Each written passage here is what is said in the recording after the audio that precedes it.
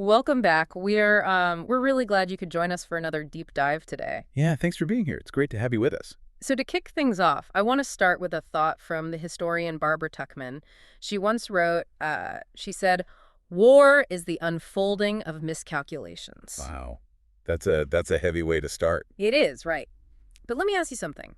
Have you ever looked at the news, seen these massive global conflicts dominating the headlines, and just felt like, Like the explanations just aren't cutting it. exactly, like they just don't capture the human reality on the ground? Like there's this massive disconnect between the big, colorful maps shown on television and the actual people living through those events. Oh, absolutely. It's a profound disconnect. And that gap between the map and the territory is exactly what we are going to be exploring today. Right, and our source material for this is a truly fascinating academic essay. It's by the anthropologist J.P. Linstroth, Yeah, titled, Are We in the Age of Resistance in a Post-9/11 World? published in the Journal of Peace and Conflict Studies. And our mission today is to essentially shortcut your path to being well-informed. We're going to completely dismantle that sort of sterile airplane view of global politics. Because you can't see the truth from 30,000 feet. You really can't.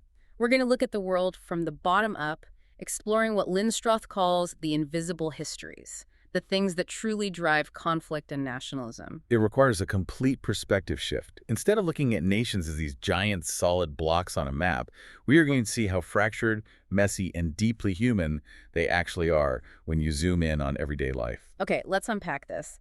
Linstroth starts with a very bold critique of some of the most famous political theorists of our time. Oh, he really goes after them. He does. People like Samuel Huntington, who wrote The Clash of Civilizations, Bernard Lewis, Francis Fukuyama. Now, I need to pause here and be super clear with you about something.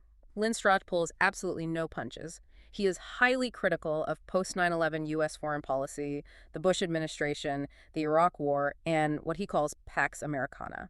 Right, he has a very specific critical viewpoint. Exactly. And I want to explicitly state that we are not endorsing either side here. We aren't taking a political stance on the Iraq War or U.S. policy today. We are merely conveying the concepts within the text. We're impartially reporting on his academic arguments. Exactly. We're just exploring the framework he builds. And what's fascinating here is why Linstroth believes these famous top-down theories are so deeply flawed in the first place. Because they treat everything like a board game. Right. He argues that theorists like Huntington view the world in monolithic geographical blocks. They draw these heavy, thick lines between the East and the West, or Islam and Confucianism. As if millions of people all think exactly the same way. Yes, they treat entire civilizations as if they are single entities acting with one mind. And Linstroth, drawing on scholars like Edward Said and Mahmoud Mamdani, points out that this completely excises the human element. It totally ignores the nuance. It ignores the fact that the most intense battles are often not between civilizations, but inside them. It just removes the messy reality of culture entirely. He actually goes so far as to call it faux political science masquerading as scholarship. Because when you just look at a map from up high, you miss what is actually happening in the dirt. You miss the people. And crucially, you miss the shadow networks. The shadow networks are so crucial here. This is a concept he borrows from the anthropologist Carolyn Nordstrom. Right. When we watch the evening news, the media focuses almost entirely on politicians, diplomats, formal militaries. The people in suits? The people in suits, yeah. But Nordstrom points out that there are trillions of dollars and millions of people operating entirely outside of formal legal reckoning. We are talking massive extra-state transactions. Smuggling routes, illegal arms trading. Underground economies dealing in gems and timber that fund entire conflicts. And none of it ever shows up on a national GDP report. Never. And it's not just the economies that go unseen. It's the human toll, the grassroots survival tactics. We are talking about war orphans. Surviving in war zones. Yes, by crafting these innovative hidden communities far from the eyes of political analysts. Or frontline civilians instituting local peace efforts without any formal political voice. Linstroth argues that true history, the history that actually shapes our world, is found in these unseen narratives, not in sanitized situation rooms. Which is exactly why he argues that anthropology is uniquely equipped to understand conflict. Because they actually go there. Right. Political science might look at state building and treaties, but anthropology goes to the front lines. It participates in the daily lives of people to understand how conflict is actually lived, felt, and resisted. And that brings us perfectly to the ethnographies Linstroth highlights. This is how anthropology solves that airplane view problem. Let's look at some of the mind-blowing examples from the text that reveal these lived realities. They are incredible. Take us to Colombia first. How does resistance manifest when people have absolutely no political power? So Linstroth points to the incredible work of anthropologist Michael Taussig in the Putumayo region of Colombia. Taussig investigated the horrific reality of the colonial rubber trade in the late 19th and early 20th centuries. It was brutal. Beyond brutal. He describes this era as a space of death for the indigenous Huitoto people. They faced unimaginable cruelty, exploitation, indiscriminate killing by the rubber barons who were extracting wealth from the jungle. Taussig called it an economy of terror, right? Yes, an economy of terror explicitly designed to cripple the indigenous people's capacity to resist. So if you are an indigenous group facing an overwhelming, well-armed colonial force that uses terror as a business model, taking up arms isn't just risky, it's suicidal. So what do? You find a totally different battleground. Taussig documents how the indigenous people utilized shamanic healing as a redemptive tool. Healing as resistance. Exactly. They didn't just hide from the terror. They actively took the trauma, the historical events of conquest, and the very figures of the violent rubber bosses, and objectified them into magically empowered imagery within their shamanic rituals. Using hallucinogens, right, like yaje. Yes. Through the use of yage, the shamans would enter the spirit world, confront the spirits of the colonizers, and control them. Wow. Healing became their ultimate resistance. It was a way to cope with and spiritually conquer the terror of colonialism when physical conquest was literally impossible. That completely redefines how we think about fighting back. Resistance isn't always a protest or a rebel army. Sometimes it is pure spiritual survival. But in other cases, it actually is an armed rebellion, just organized in a way that completely baffles traditional political science. Right. Let's look at the example from Zimbabwe, documented by David Lon in his book Guns and Rain. This involves the Zanele guerrillas fighting for independence against British colonial rule in the 1970s. The Zimbabwe African National Liberation Army, or ZANALA. They were a Marxist-leaning guerrilla group. Now, in a typical political science model, a guerrilla army gets its legitimacy from a provisional government or a political manifesto. A piece of paper? Yeah, piece of the paper. But in the rural Bande region of Zimbabwe, the traditional local chiefs had totally lost the trust of the peasant farmers. Because the colonizers had essentially co-opted the chiefs? Exactly. They paid them off and turned them into low-level administrators for the white minority government. So the political structure is completely corrupted, the guerrillas arrive, they need the local peasants to hide them and feed them, but the peasants don't trust the chiefs. And they certainly don't care about Marxist theory. Not at all. So where do the guerrillas turn for authority? They turn to the Mondoro. The spirit mediums. Yes, these are the ancestral spirit mediums of the local people. In this culture, the ancestral spirits are believed to own the land and control the rain. Which is everything in an agrarian society. Everything. The guerrillas realized that to win the war, they had to win the spiritual landscape.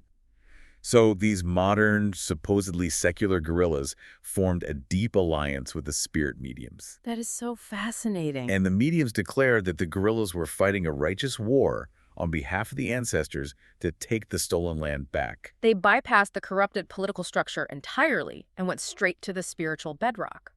By gaining the support of the Mondoro, they claim legitimacy directly from the land itself. Right. A traditional analyst in London or Washington might just see a Cold War proxy conflict with Marxist rebels. But the unseen narrative reveals that the revolution was actually fueled by ancient ancestor worship. It perfectly illustrates why you cannot understand a conflict without understanding the localized culture. But Linstroth takes us to one more example that shifts the tone dramatically. Yeah, this one is tough. It focuses on a place where there is no guerrilla army and no dramatic revolution. This is the heartbreaking reality of Bom Jesus da Mata in northeast Brazil. Documented by Nancy Shaper Hughes in her book Death Without Weeping. This ethnography captures the staggering poverty of a shantytown built around the sugarcane plantation economy. And the focus is heavily on the women, the mothers, who are forced to navigate chronic, everyday infant mortality. The economic deprivation is so intense that it fundamentally alters maternal practices just to survive the trauma. Women are working grueling hours in the cane fields. They are unable to breastfeed, forced to feed their babies contaminated water. The infant death rate is so high that it becomes completely normalized. And the medical system fails them completely. Shaper Hughes describes a medical system that refuses to even acknowledge starvation. Instead, they diagnose these people with a nervous condition called nervoso and prescribe tranquilizers instead of food. Tranquilizers instead of food. It's just devastating. It is. But Shaper Hughes's work shows us that at the absolute margins, in an environment of extreme scarcity and institutional neglect, the ultimate form of resistance isn't political action. Their goal is not so much resistance, but simply existence. Just waking up, surviving the malnutrition, and keeping the community together is the victory. It completely shatters our standard definitions of political resistance. Think about how this changes your perspective next time you read a headline. The real story isn't the map. It's the people living in the margins. And that actually leads perfectly into Linstroth's next major target, the way we define the nation itself. Oh, this part is brilliant. Here's where it gets really interesting. Linstroth argues that the standard academic view of nationalism is just as flawed as the Clash of Civilizations map. He goes after heavyweights like Benedict Anderson. Right, the guy who famously called nations imagined communities built largely by the advent of print media. He also challenges Ernest Gellner, who argued that nationalism is strictly a product of modern industrial society. Both of these theorists treat the nation as a unified whole, a top-down creation that citizens simply absorb. I always found that idea a bit too neat. It treats a country like a giant cookie cutter that just stamps out identical citizens. How does Linstroth dismantle that? If we connect this to the bigger picture, he draws on anthropological theories from Melanesia, specifically Marilyn Strathern's idea of the partible person and Alfred Gell's idea of the distributed person. The distributed person. Okay, explain that. The theory suggests that human agency, our intentions, our identities, doesn't stop at the edge of our physical bodies. Our personhood is fragmented and distributed through the everyday artifacts we use, the gifts we give, and the social networks we inhabit. I think we need an everyday example here. How can a person be distributed outside their own body? Think about your smartphone. Okay. It holds your memories, your schedule, your communications, your banking. If you lose it, you don't just lose a piece of metal. You feel like you've lost a functioning part of your brain. Oh, definitely. Panic immediately sets in. Right. The phone is a literal extension of your social agency. That is a mild version of a distributed person. Now, Alfred Gell gives a much darker but effective analogy using Pol Pot's soldiers and landmines in Cambodia. I struggle to see how a landmine is an agent. If a soldier plants a landmine and walks away, the mine itself isn't the primary agent of destruction. It doesn't have a mind of its own. But the soldier is only capable of inflicting that specific, delayed destruction because of the weapon. The weapon is acting on their behalf. Yes. The weapon becomes an embodied, socialized extension of the soldier's agency lying in wait. In the realm of politics, nationalism works the exact same way. It is distributed through artifacts. Like flags and banners. Flags, banners, political graffiti, tattoos, murals. These aren't just decorations. They are material extensions of the nationalist person. The ideology is distributed into these objects, making the political cause deeply visceral and ever-present in the physical world. Linstroth brings up some wild mythological analogies here to explain this idea of planting identity. Something about an eel and a coconut. Yes. To explain how deeply rooted this distribution is, he references a Polynesian myth, where a young woman buries the head of her eel lover in the dirt. As you do. Naturally. And from that burial site grows the very first coconut tree, which, according to the myth, is why a coconut has 3 little indentations that look like a face. Wow. He also shares an Algonquin Indian myth where a young boy wrestles a spirit in the forest, kills it, and buries it. And from that soil grows the first ears of corn to feed the boy's people. So nationalism is just like the coconut or the corn. It isn't this abstract cloud floating above us in the realm of political theory. It is planted and distributed into the ground. It is chopped up and grown into our food, our street protests, our clothing, our local traditions, and into the individuals themselves. And because it is distributed into millions of different people and local artifacts, it is inherently fractured. It is constantly being renegotiated, contested, and reimagined by the people living it.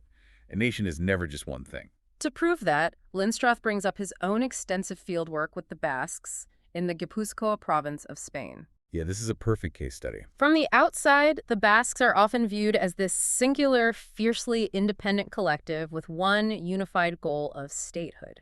They have their own language, their own culture, but at the grassroots level, it is incredibly complicated. Linstroth observed this firsthand in the coastal town of Hondarribia. There's a huge dispute regarding a traditional commemorative parade called the Ellard. This parade takes place every September to celebrate a historical victory. Right. And historically, it was a male-dominated military review meant to accurately represent the specific local militias of the past. But a feminist group within the town wanted equal marching rights and equal participation in the ceremony. Understandably. Yes. On the other side were the traditionalists, who wanted to preserve the historical exactness of the parade as it existed in living memory. And this is where the political twist gets wild. You would naturally assume that conservative voters would back the traditionalists and radical left-wing voters would back the feminists. But the political landscape fractured in entirely unexpected ways. It completely flipped. The conservative regional ruling party, the PNV, actually backed the traditionalists to maintain the status quo. Meanwhile, the radical separatist party, Harry Batasuna, a group that historically advocated for independent statehood through aggressive means, backed the feminists. They saw the feminist cause as part of a necessary modernization for the Basque future. It created massive, deeply personal paradoxes. Linstroth describes families being literally torn apart by this. You had parents and children who all voted for the exact same conservative party, but they were fighting bitterly across the dinner table over who gets to march in a parade. Townswomen formed human chains to block the feminist marchers, taking the law into their own hands. And suddenly they were viewed as vigilantes by the very Basque police force they usually supported. It's like waking up in a parallel universe where up is down, and you're suddenly arguing against your own political party over a local festival. But wait, if a nationalist movement is that fractured over a parade, how does it ever manage to unite enough to push for actual statehood? That is the ultimate paradox of nationalism. It unites through symbols, but fractures in practice. We talked earlier about how nationalism distributes into everyday life. Linstroth lists several other examples of Basque fragmentation. Like the language. Right. The invention of a standardized Basque language called Batua. It was created by academics to unify the people, but it constantly clashes with the deeply rooted local dialects people actually speak in their homes. Even their most famous symbols are contested. Take the lauburu, the traditional four-headed cross symbol you see all over the Basque country. The lauburu actually has ancient Celtic origins. It possibly represents the sun or the wind, but Basque nationalists adapted it as a political symbol, representing the four Basque provinces in Spain. And didn't some even add to it? Yeah, some added heads to make it the Zazpi Buru, a seven-headed cross representing an idealized, unified homeland across both Spain and France. So the symbol itself is being renegotiated. Constantly.